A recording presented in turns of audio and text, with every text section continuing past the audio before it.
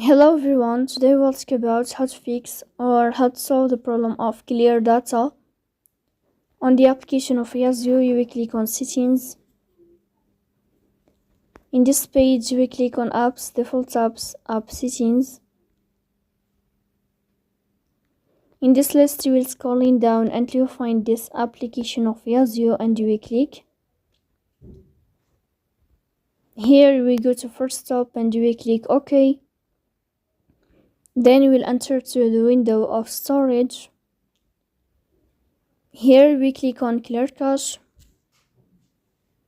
In the end, you can turn off your phone and you can restart your phone again. Then we go to Play Store. You will search about the application of Yazio.